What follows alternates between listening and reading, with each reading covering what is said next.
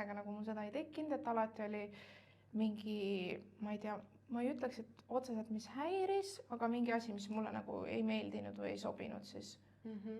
Mis siis, mida sa nagu veel vaatasid selle treeneri valikul, et üks asi on see nii-öelda sisetunne on ju, aga ma ei tea, olid mingid eelnevad tulemused või kuidas ise valisite endale selle treeneri?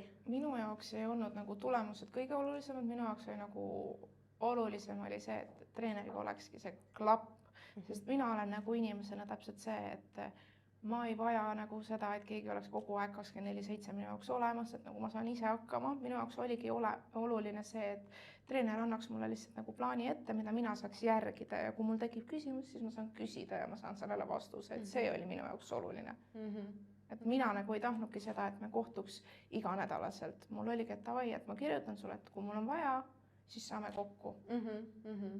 Okei. Ehk siis ei ole, sa ei tahtnudki niisugust, et iga kord nädalas teete mingi trenni koos või midagi niisugust? Minu jaoks oligi nagu oluline, et see tuleks alles näiteks prepi lõpus, et oleks need check-in'id ja asjad, et nagu siis on seda vaja, aga enne seda ma saan nagu ilusti hakkama.